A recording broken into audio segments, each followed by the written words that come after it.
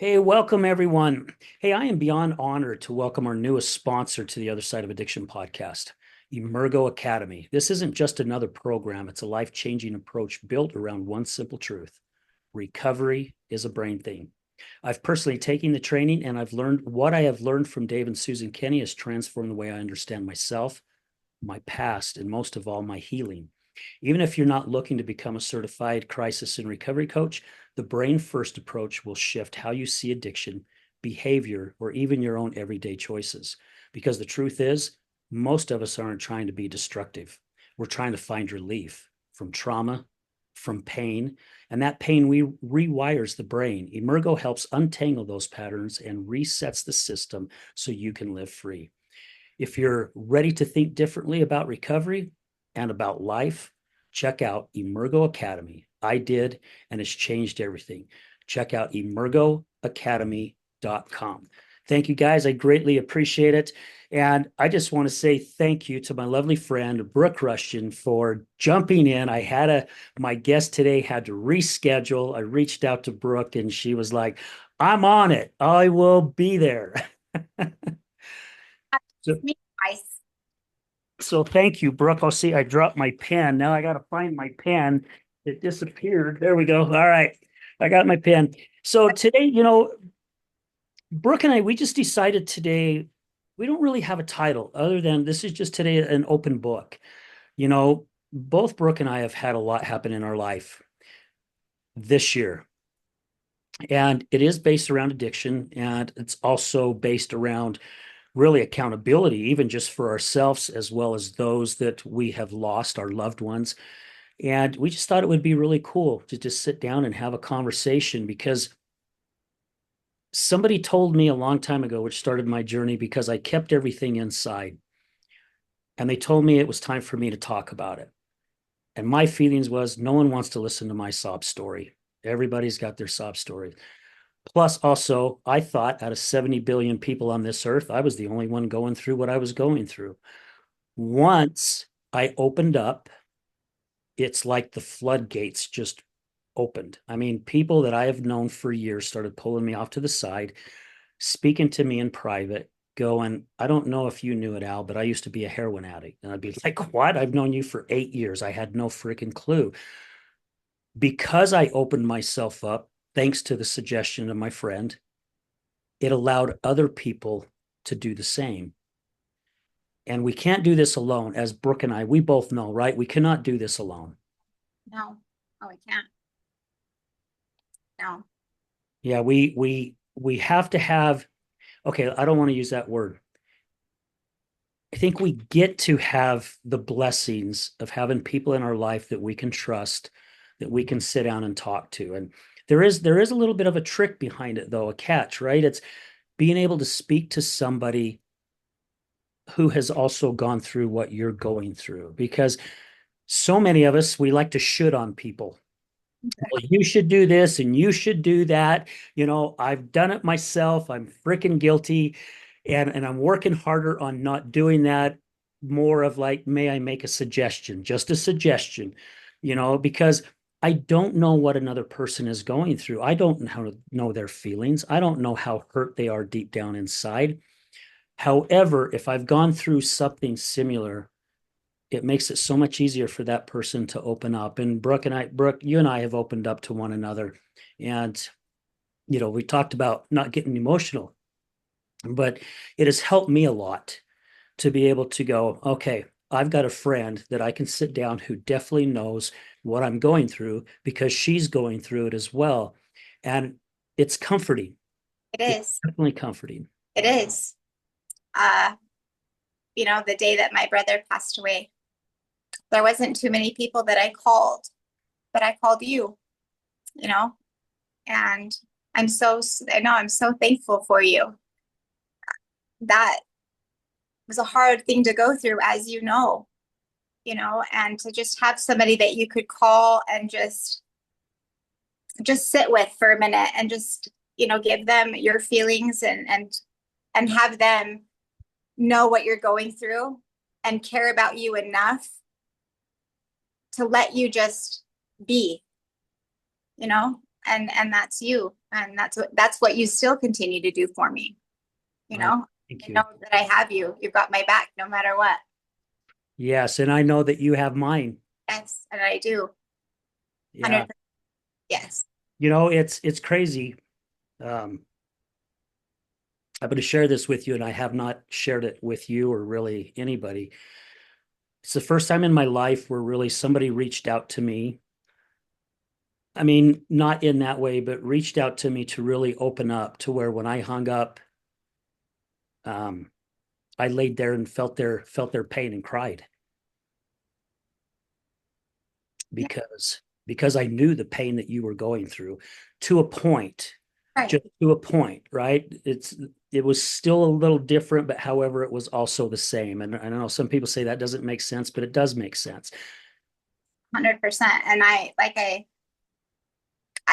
we just talked a minute ago about losing loved ones, right? You know, my dad passed away 13 years ago. My grandma, that was like my mom, you know, she passed away 9 years ago.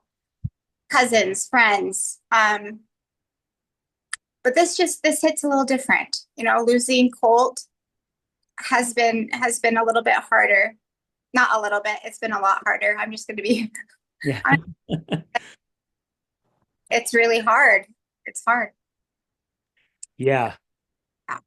Yeah, and I think we see it in each other's faces, because when we met last Friday before our meeting with our due, you came up to the truck, and as soon as I saw you come up to the truck and you open the door, I'm like, uh-oh, she's not doing okay today. And you said, "Hey, can I jump in and talk to you for a little while?" And I says, "Absolutely." And I think the first thing I said is, "What's going on, girl? Talk to me. Open up." Yeah.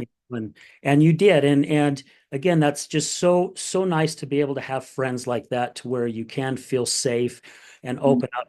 There's no judgment there. And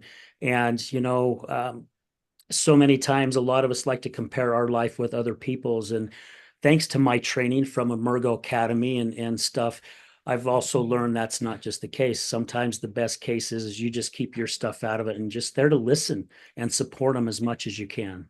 Do that for me. Ah, well, thank you. Let me just and dump it all on you all the time. And I thank you for that.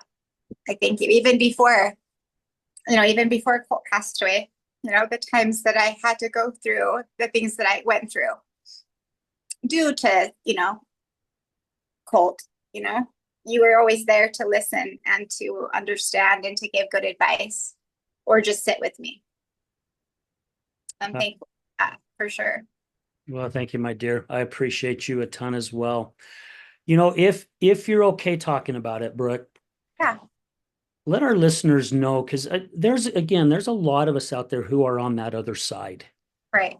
I went to my friend's free ice cream day. Yeah, It was something you were supposed to go to, but because of what happened with the family and that, you had to do some other things, which definitely understandable.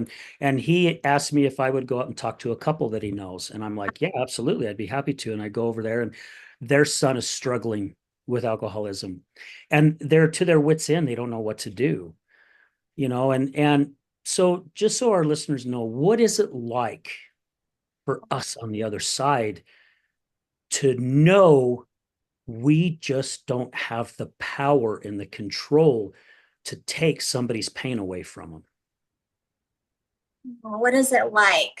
I've gone back and forth because I have felt like I can, right? I can save him. I can make him, I can give him all these things, right? I can make sure that he's taken care of so he won't use. Um, but what it's like when you finally understand, which this has only recently happened to me, just the past maybe, year and a half, 2 years, what it's like to not be able to, or to know that you don't have control. I don't want to say it's freeing, right? I don't want to say that because there's a lot with it. It is freeing though, to know that like I don't have control over that and he's going to do what he's going to do or they are going to do what they're going to do. And all I can do is just love them. love him. And that's what I did. I mean, the last few years, he OD'd 4 years ago ish. And that's really when I stepped back and just I never knew when he was going to go, right? I mean, I didn't ever know when he was going to go, but if he continued to use and not get better, that was really, it could be inevitable that he passed. And I just wanted to show him just love. There were times where I'm like, you dummy, but Yes. I am the big sister. I'm Brooke, but yeah, I just wanted to, I never knew. And I just wanted to show him I loved him. And that's what we can do with our family members or loved ones that are struggling. We don't, we have to have boundaries. I think we talked about this the last podcast, right? We do. But I've learned that in the last couple of months that boundaries are not the same for everyone.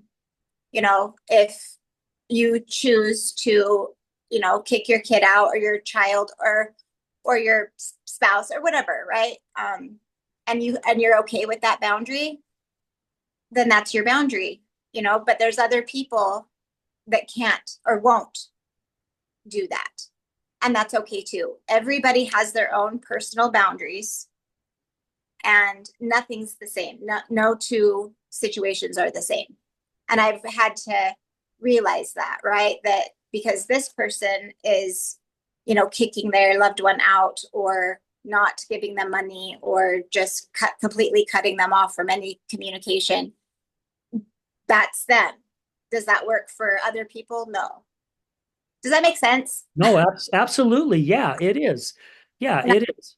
Yeah, I've just come to realize this, that not every boundary and is the same for each person. Yeah. Yeah. Look, I'm looking at this when it comes to the boundaries is how we all dress differently, right? How somebody may dress that is very tasteful to them is very distasteful to somebody like me or somebody else, Yeah. right? It's just, again, it's just who they are as an individual. We talked about this in a team meeting yesterday, about how in the recovery community, we have an amazing recovery community here in this valley. Too. Amazing. Yeah.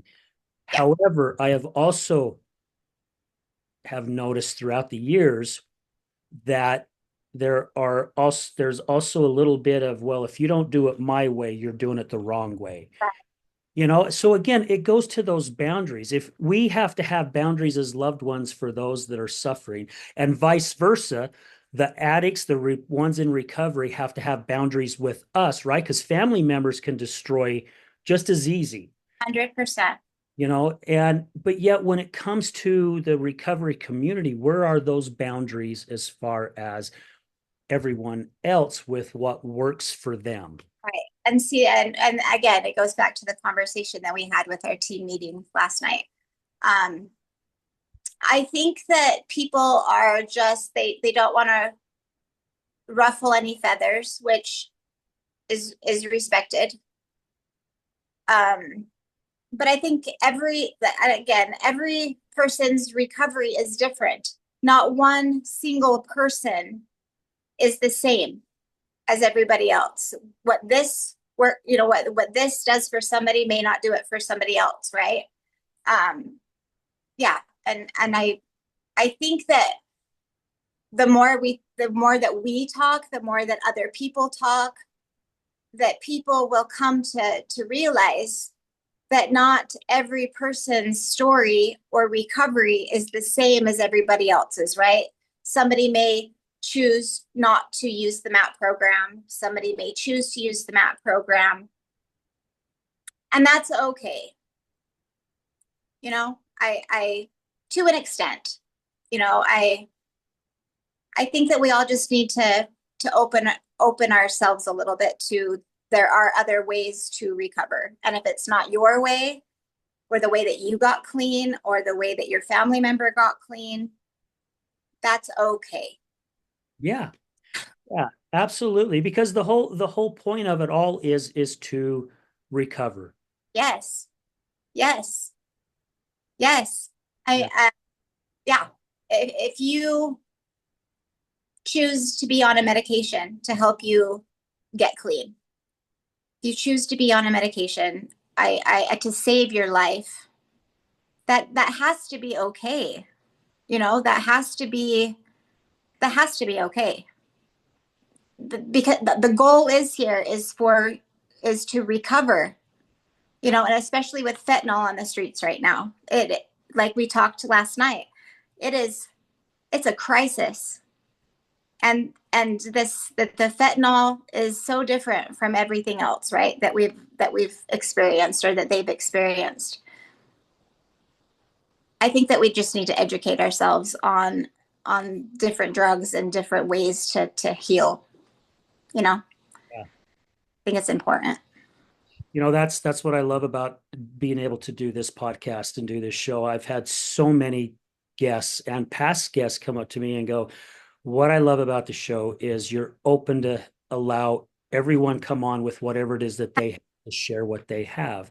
Because, and the reason for it is I want individuals out there to know what else is out there, because Yeah. you and I both know we've had loved ones that have battled addiction. They've gone to recovery center to Yeah. recovery center, and I know someone that took as many as 18 recovery centers before they finally found the one that just connected with. So it's nice to be able to know what other resources are out there. Mm-hmm. I am highly a big supporter of TOSA, the other side of a cat, the other Yeah. as And I well am. as John Volpen, slash ex Red Barn. I Yeah. love how they look at it. They have one of the best success rates than any recovery place in this valley. There are Yes. some other good recovery centers in this valley. Mm-hmm. However, again, it's what works for who. I sat down with somebody once to talk to him about coming on the show, and I won't say who they are out of respect, but they are AA. And Yeah. because my show is not all about AA, they did not want to do anything. They didn't want to come on and talk about it. Right. And And that's okay. yeah, at first I got upset though, in my Yeah. mind, right inside deep. I didn't say it to him, I didn't show it, but I'm thinking, are you serious? My gosh, this is freaking crazy. But it took me until after I left the meeting on my way home to go, no, wait a minute. That's what this is all about. It's Mm-hmm. okay. Yeah. It is okay Yeah. because it saved their loved one. Yes. What mattered to them. Yes. So Yeah. who am I to say differently? Because if it would have saved my loved one, I would probably be in their shoes as well. Yeah. I think, I had gone through 23 years of addiction with Colt, right? And since he's passed a month ago, I mean, I knew about all of these things ish, right? I just didn't really take them to heart.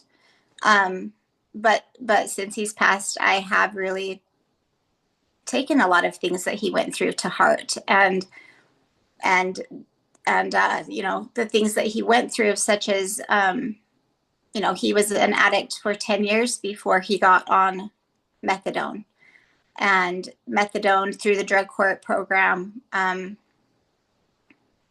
It helped him. Granted, I can't talk to him about it because he's no longer here, but just by me watching and seeing him, he thrived. I think that,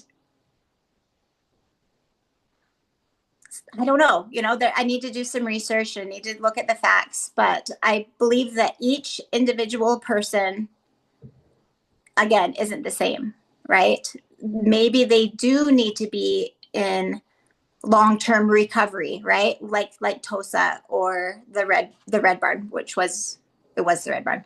Yeah. And some people need to be on the MAP program for a period of time to be able to straighten themselves out. And that should be okay. And we shouldn't look down on people for that. And we shouldn't let them lose their jobs because of that reason or shame them. I believe that Colt did not want to be on methadone for the rest of his life. He didn't. He wanted to be clean and he wanted to be sober. But he needed that medication to help him survive. at that time in his life. And I don't think that it's fair, and I don't think it's right for people to take that away from people. Yeah. Yeah, I'm with you on that one. I concur 100%. Yeah. Because we don't know what it's like. You know, Hmm. you know, it's crazy. I just thought of this while we're sitting here talking, how hard it is for those individuals to change. I don't know which way to put it. Just to put it in a way that how hard it is to get out of the addiction and get back to what Yeah. works, right? Because here I am, I lost a leg. My life Yeah. completely changed. I have to change now what I do in the mornings. I have to change now what I do at night. I have Yeah. to do certain things in the afternoon just to make sure my leg's getting taken care of. And I know what has worked for me. I mean, I've been totally against medications. I was put on like 10 different medications while I was Right. on. And I've had a few people reach out to me, even my coaches reach out to me and go, "How are you doing with this? Are you okay? Are you all right?" And it's like, look, I've never had an issue with medications. However, I've had enough guests on my show that it's an injury like this that gets them hooked to medications, you know, and Yeah. like I just gotta make sure I take this as it's a pain management, Hmm. get off of this shit as Yeah. quick as freaking possible, which Yeah. I did. I'm happy to say for the last 2 months, I have not been Yeah. on nothing. I Yeah. I even stopped taking the aspirin. I'm on no painkillers, no muscle relaxers. The Wow. gabapentin, which was I was told I was going to have to be on that the rest of my life. I Right. asked my doctor. My doctor says not if you don't want to be. I'm like, then how the hell do I get off of it? We figured out a way to get off of it, slowly winging down. Hmm. You know, um, but it helped me get through what I needed to get through at that time. Yeah. Just what you're talking about with the method. And that's all I'm saying, right? I see the different. I see where people are on medications for something like what you went through, or like what Colt went through, and they just stay on it, right? And I don't have an opinion either, right? I mean, if that works for them, if that's keeping them alive, if I have a loved one that has been on the methadone for 8 years, 9 years. Is that okay? It's okay for him because it's keeping him off the fucking streets. Sorry, Yes. No, it's okay. It's good. sorry. It's keeping him off of the streets. He's not using. He's going to work every single day. He's taking care of, his family and his kids, and that's okay. Yeah. You know, like there's so much shame and so much judgment and so much like wishy-washy with the MAP program, and I get it to an extent, right? But we need to look at it. It's helping them stay alive. And in this recovery world, that's all that matters. That's what we're doing here is keeping people alive. You know, we're trying to keep them alive. Just, I had a meeting with my friend Tara the other night, and we were talking about never use alone, right? And that didn't ever like really register in my brain. It really didn't. It did, of course, but again, since Colt has passed away a month ago, I thought, holy shit, like if you're going to use, which, I don't want that for anybody, right? But I mean, it is what it is. It is what it is. Don't don't use alone, have somebody there with you, or there's been stories about, somebody telling their mom, I'm going to go use, I'm just letting you know, just keep a lookout, think about it, if I'm not calling you back, or send an ambulance. um I just want to have, that out there. I want people to really look at that too, because I didn't, you know never use alone. Have somebody on the phone with you, or call somebody, or let somebody know what's going on so they can get help there, Yeah. you know? Yeah, because and I'm sure you've even heard this, and I have heard this from a lot of my guests that what saved them from dying when they were overdosed is somebody was there. Yes. People they were using with, but because they were, Yes. thank goodness, still had enough Yes. mind sense to realize, my gosh, they're overdosing. We Yes. got to give them a shot real quick, Right. or a nasal blast or whatever it may be to get them out of. Yeah. Yeah, And that's another subject too. People think that, Narcan is, I don't know what the word is that I've heard used, but it's I don't want to say crutch, but maybe a crutch. Like, you think it's going to save your life. I'm telling you right now that it can save your life. It can. And I mean, it can save your life.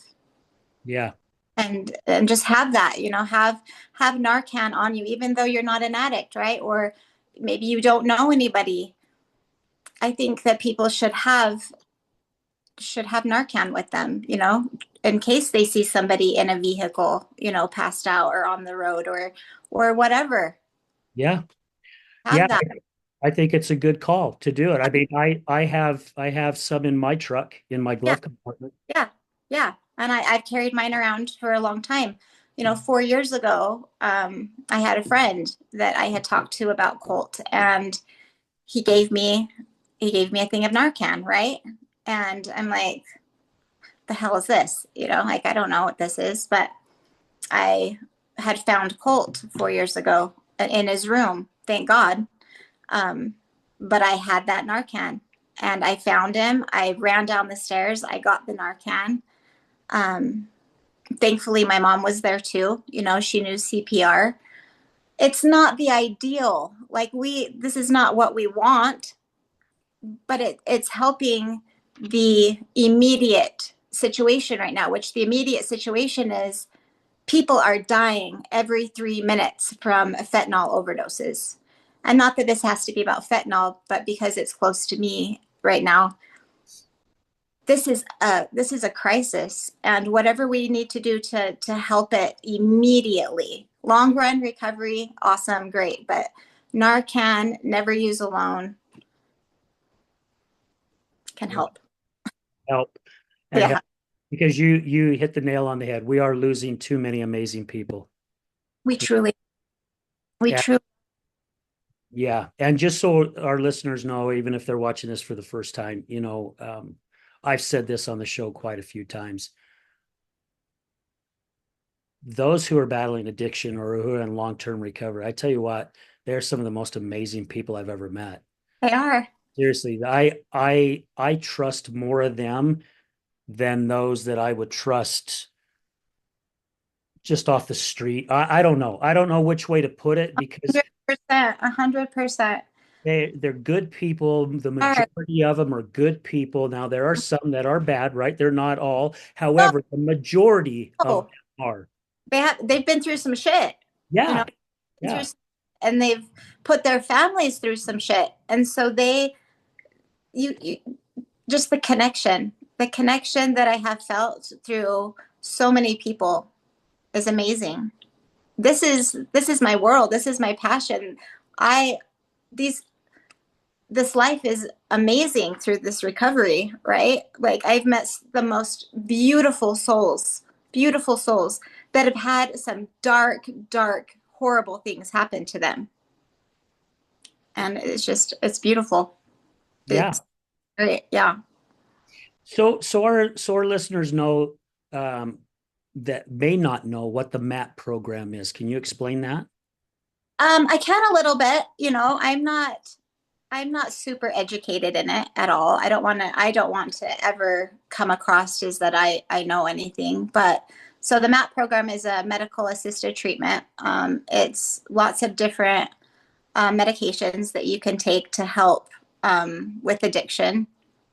Uh, there's the methadone, Suboxone, Subutex, Vivitrol, just different things. I mean, even smoking weed, that helps a lot of people.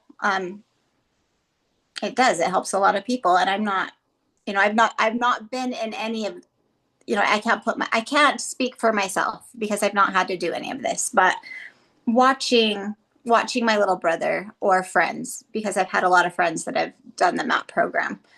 Um, I think it's great.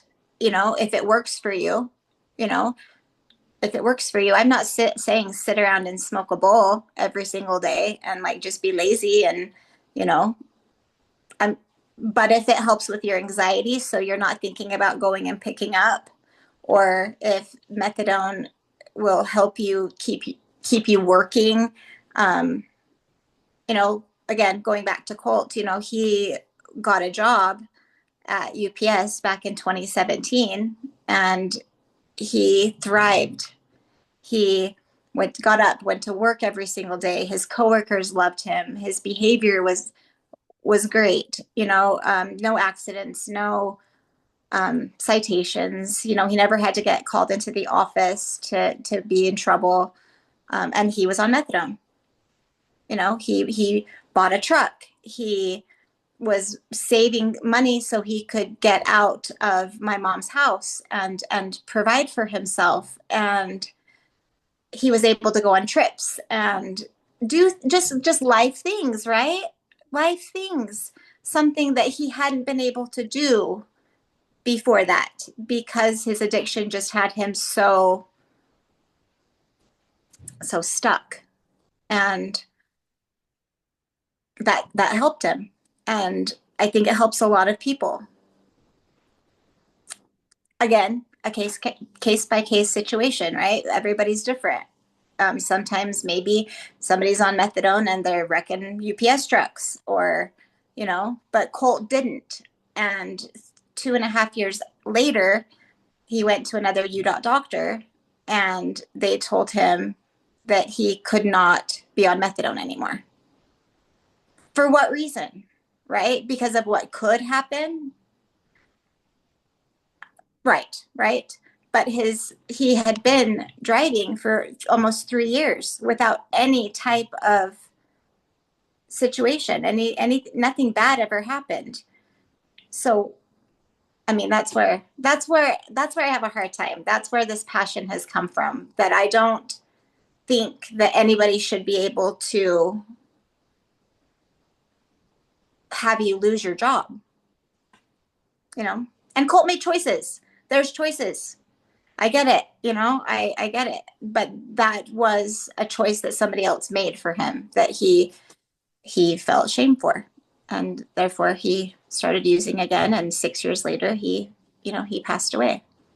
Well, and you mentioned it earlier, Brooke. It's that shame, right? So Colt had purpose. He had a job, Yeah. doing great. He was thriving. He's Hmm. feeling good about himself. You saw it, Yeah, I right? did. I didn't see it because I didn't really know you at that time, but you're like, this guy's just thriving. My Yeah. little brother is doing Yeah. amazing. So Yeah. proud of him. And then because of somebody that doesn't get it, Yeah. takes that away, Yeah. that whole purpose, everything that they lived Yeah. for those 3 years was Yeah. taken, stripped Yeah. away from them. Yeah. So where where do you think they're going to go? Because addicts have issues because they haven't learned how to deal with life situations. Right. Most of us don't, Right. in all honesty, right? I Right. mean, but Right. some of us, like you've said many times, some of us handle things differently. Some of us will go to drugs, alcohol, some will go to porn, some will go Right. to gambling, some will go to shopping, some Right. just are workaholics, some just work out all the flipping time. I mean, we all have our own little thing. But Hmm. when that is taken away from us and we don't know how to deal now Right. with what's And coming at us, that's it right there. what we recognize, right? That's why people in domestic violent type relationships go back because that's what they're used to. Yep. It's Well, their they don't want to be there. That's their comfort. Yeah. And I've gotten a lot of comments on some of my posts that I have posted, and that, your brother was an addict, and that's why he went back to using. Duh. Duh. I know that. However, again, it's a case by case situation where not everybody can just get clean. There are millions of people that have, right? There are millions of people that are doing so well, and they're thriving in life. But there's also millions of people like Colt that didn't and couldn't. I don't know if couldn't's the right word. I don't really know what the word is for that. Struggled. Yes, struggled. Okay, struggled. And that's the message I'm trying to get out of there, is that not every single person is the same. Don't shame somebody because they couldn't get off of the methadone and get back to their job, right? There was something in Colt's brain that prevented him from that. He struggled. He had shame, he had pain, you know.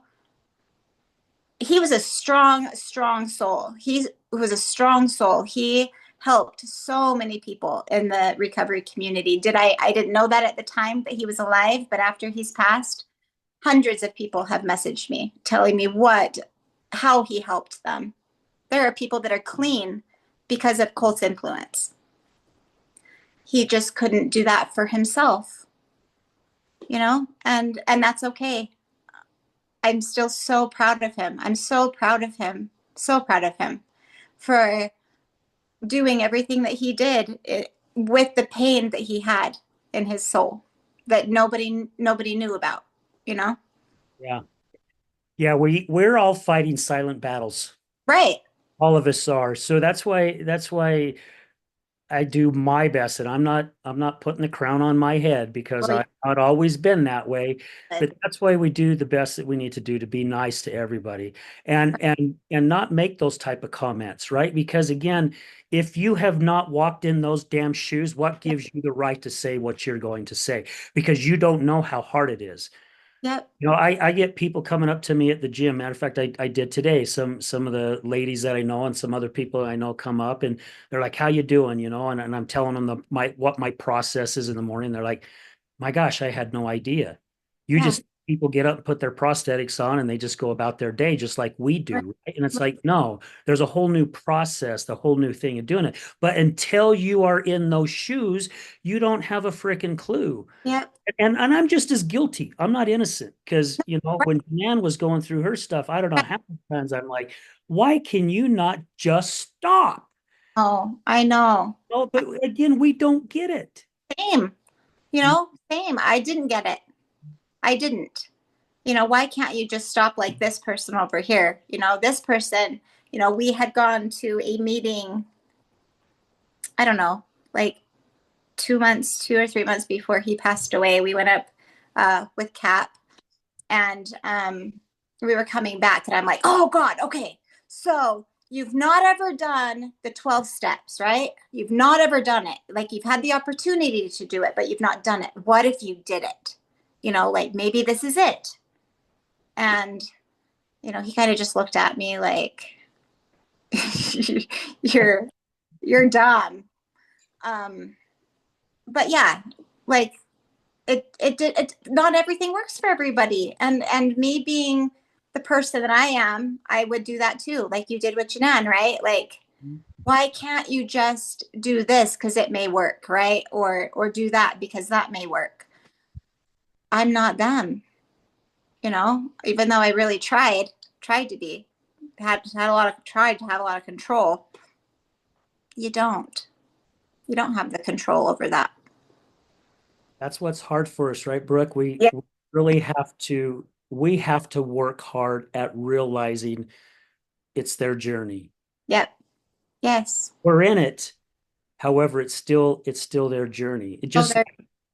my Mm-hmm. life's my journey, your life's your journey. We Yes. don't know where it's going to go. Maybe we're influence of each other or one another in one way or another. Or maybe we do meet in the middle and make things work. You don't know. But again, unless you are walking in those shoes, you don't. And Have your thoughts about what you think is recovery, right? And that's okay. Those are yours. But to shame anyone else or to throw it out there that because they're not the way that you are in your recovery, like not using the MAP program, that doesn't mean that they're not in recovery. And it doesn't mean that they are less than the person that's completely straight edged, right? Yeah. I believe that's my thoughts on it. Well, look how many other, oh, I interrupted you. Go No, ahead. no, go. So look how many other things out there that there's a bunch of different ways of doing it. Mm-hmm. Right? I remodeled houses for a while, and I was taught this is how you frame a wall. Okay, well, this is how you frame a wall. Then they hire somebody else, an older gentleman who's been doing it for years, and he comes in and he's like, "Why are you framing a wall this way?" Yeah. Well, because that's the way I was taught. Well, let me Right. show you an easier way. And when Uh-huh. he showed me that way, I'm like, "Holy shit, I love this way." Right? The purpose, the whole thing is what I'm trying to prove though is that wall still got up. Yeah. The wall is still there. Yeah. Didn't matter how it was done. Right. It was still Yeah. done and it's up. See? And I think that's the message that needs to go out there is that it doesn't matter how you fucking do it, Absolutely. but you do it and you're alive and you're a functioning person in society, right? Yep. Like, yeah, Yeah. that's my hope. That's what I want. I want people to just learn, just kind of educate yourself on things and not be so one way, because we don't treat depression, anxiety, but being bipolar, those types of things, right? Like we're okay with you taking medication, right? Like take your Prozac, me, you know, but why isn't it okay for an addict that struggles to take medication to help them? Does that make sense? Oh, absolutely. 100%.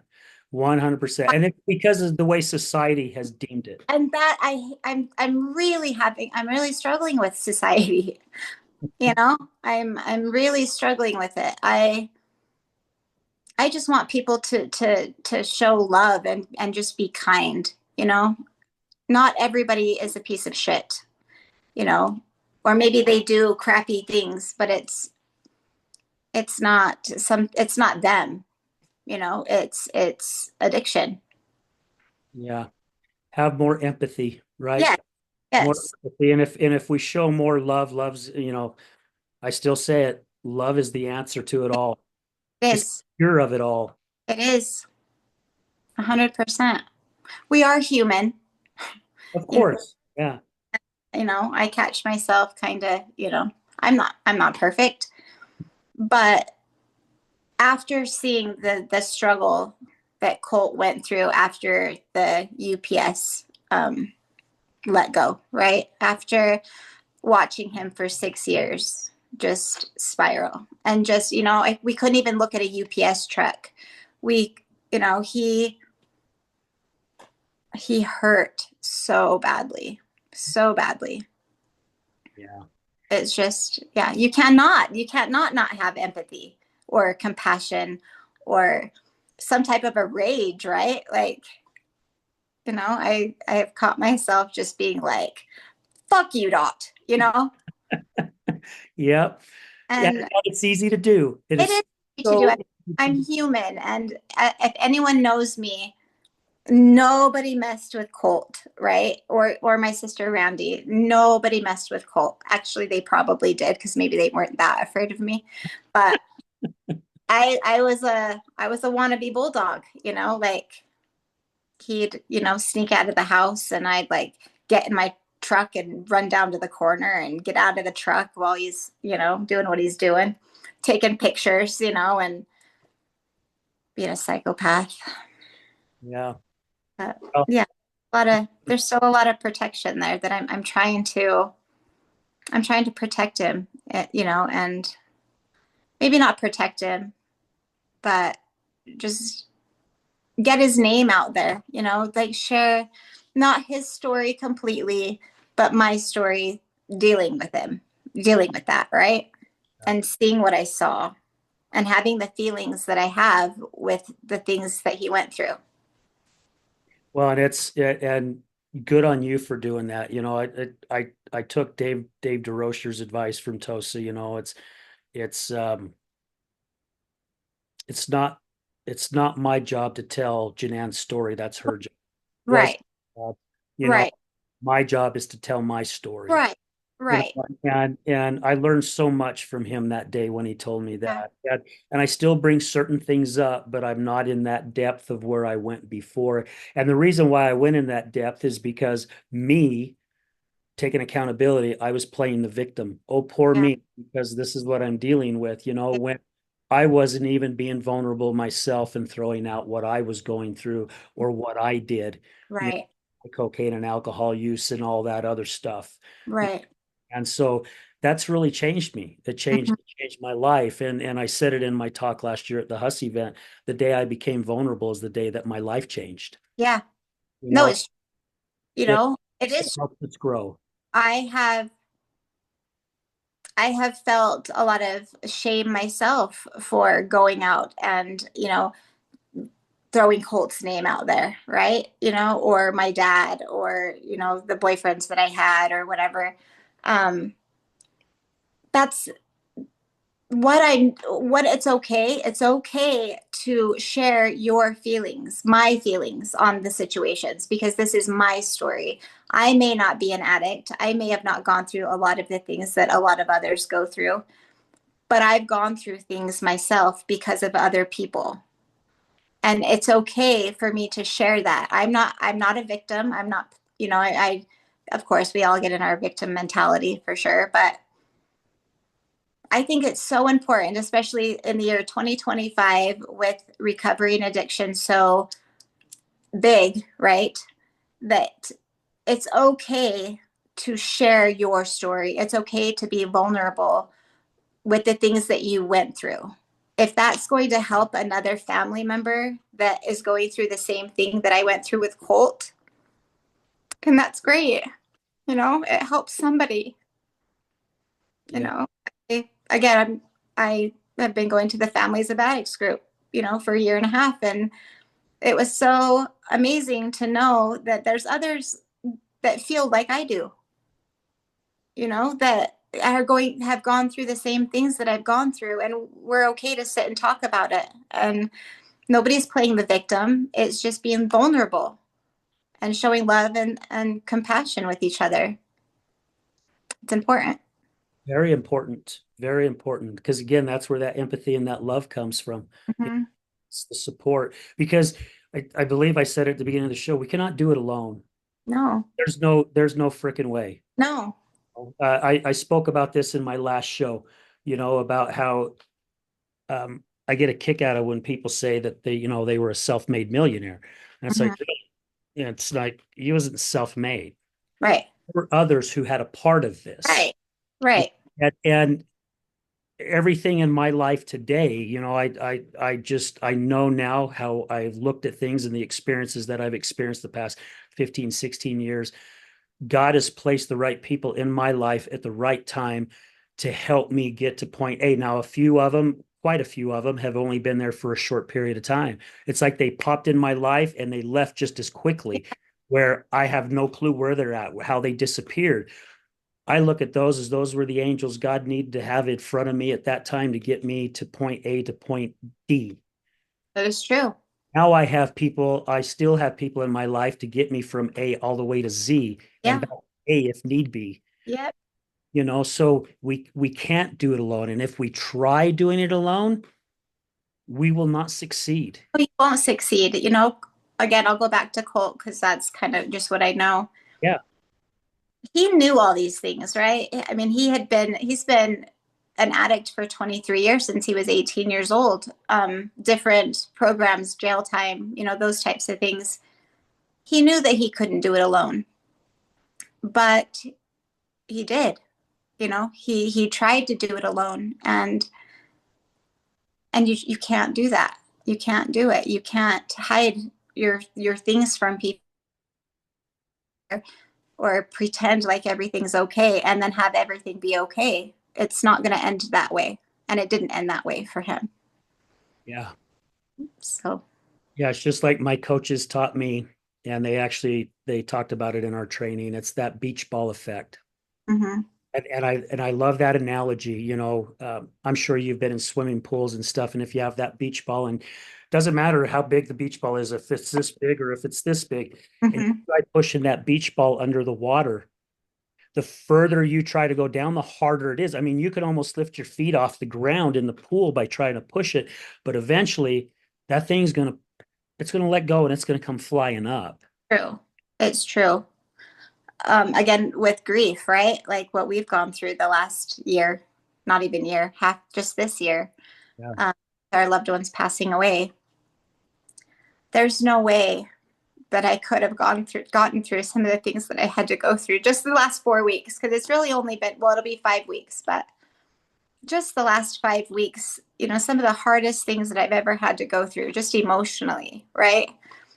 There's no way that I could have done any of that by myself.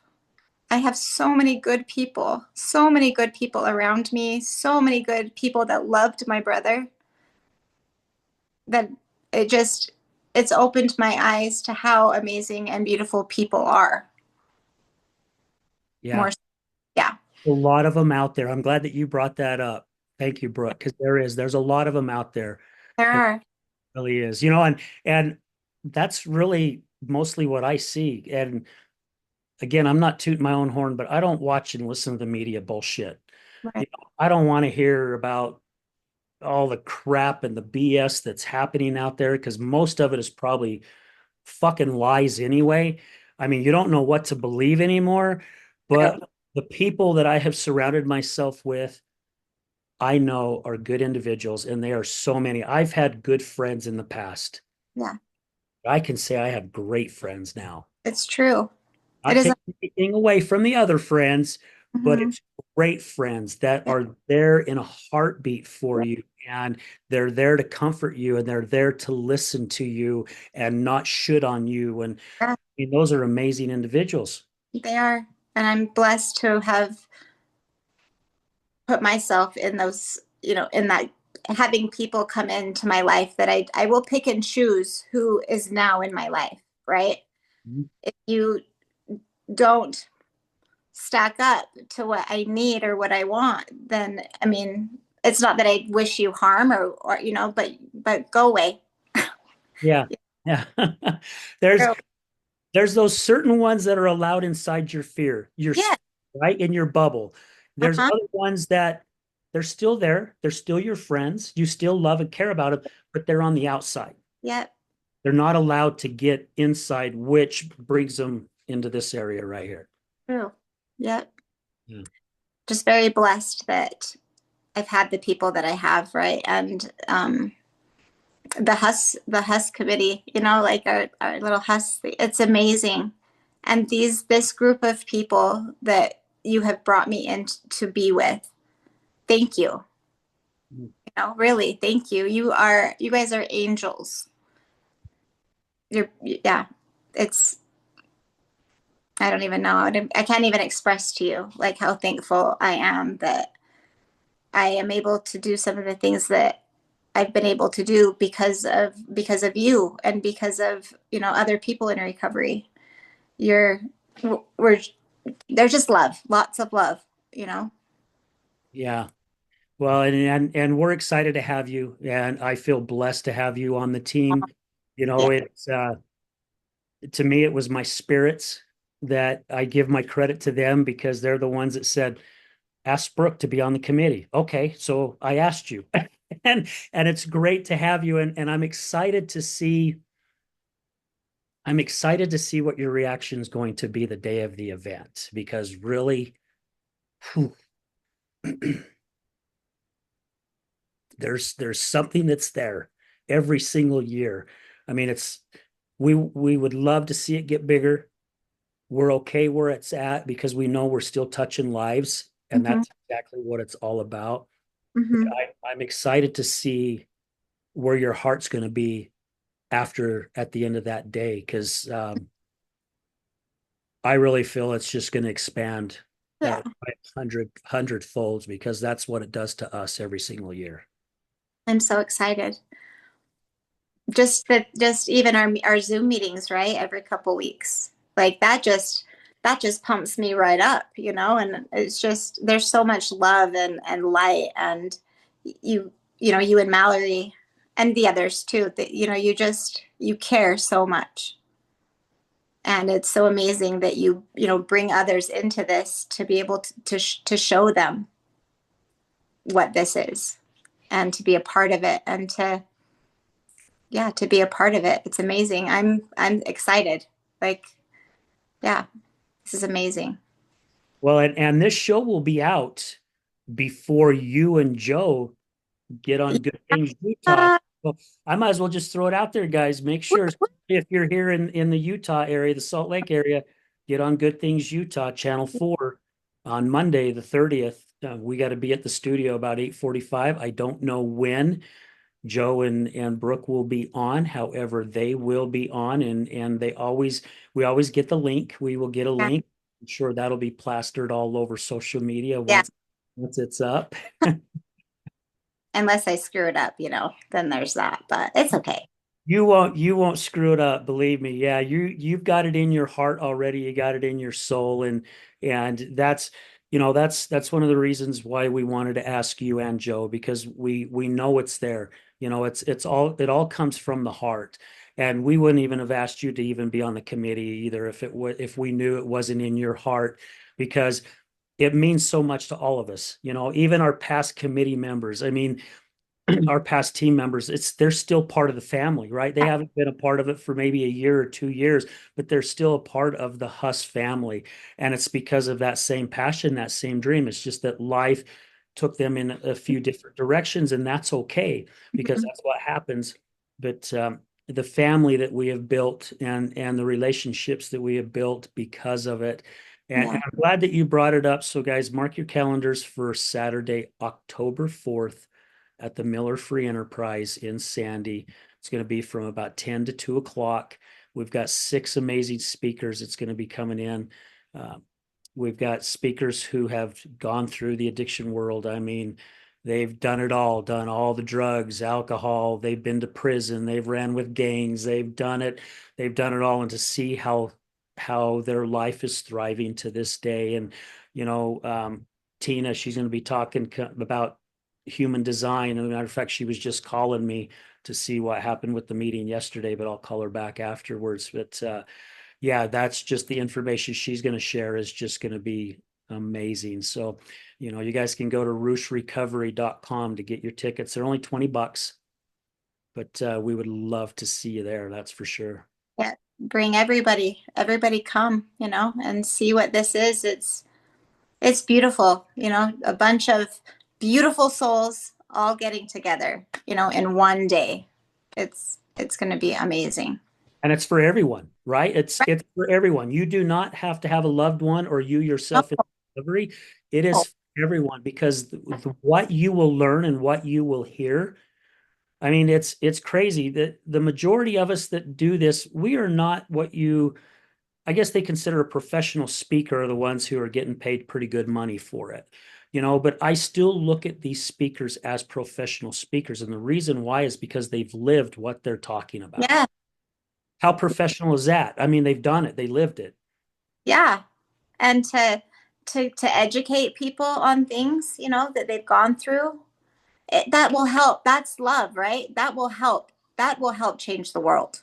Just by one person or 80 or 1,000 people listening to somebody talk about what they've gone through will just put more compassion into their hearts, and therefore show love. Yeah. Which we need, we need love. Yeah. Just like John Lennon said, right? All we need is love. Ba, ba, ba, ba, da, da. Yeah. Or no, that was the Beatles. That was the Beatles song, Oh, not that's John so, Lennon. I don't know. Yeah. Well, Brooke, we have come up on the hour already, man. It goes by so quick. This has been so nice. Thank you so much for asking me to be on this podcast again. I just love you so much, and you're such a beautiful soul, and you're helping the world. Well, thank you, my dear, and I just love you I know. tremendously as well. And you are more than welcome anytime. If there's anything that comes across your mind where you're like, I need to talk about this, I need to You get on your show. came home from the event that we went to a couple weeks ago. The You, what now? well, I was just talking about everything with Colt, right, and all the things, and you just sat and you just listened for like 45 minutes. It was sweet, Yeah. but yeah, I know you've got my back, and I've got yours for sure. Yes, I know that. Yep, I will always be here for you. That's for sure. I know. Thank you. Absolutely. Well, Brooke, again, thank you for your time. I really do Oh, appreciate it. yeah. I look forward to doing more things together with you Yeah.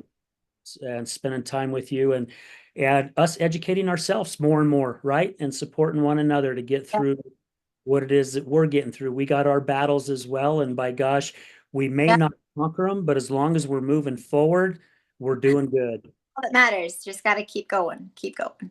That's it. Well, I want to say thank you to all our listeners, and I want to give another huge shout out to Emergo Academy. Thank you guys for being one of our newest sponsors here for this podcast. They are the leaders in the brain first approach to recovery. Again, I've taken that training myself, and seriously, it has changed my life on how I view things and look at things. I will actually have to say that due to the training that I have taken from Dave and Susan, it's really helped me get through the death of my wife as well as the amputation of my leg. It has really helped me get through a lot of the agony I think I could have fell into and put myself into a real dark pit. So again, guys, if you guys are looking, even if again, if you're not looking at wanting to be a crisis and recovery coach, if you're just wanting to learn how to use the brain first approach, I would highly recommend getting a hold of Dave and Susan Kenny at Emergo Academy because recovery is a brain thing. So I just want to say that. And again, Brooke, thank you so much. Thank you to all our listeners. Love you guys. None of this would be possible if it wasn't for you. I mean, this is episode 345 and we're still rocking and rolling. I'm just shocked. Oh, Yeah, I'm just blessed. And we're going to leave it with this as we do at the end of every show. Remember, guys, addiction is giving up everything for one thing, and recovery is giving up one thing for everything. We're out.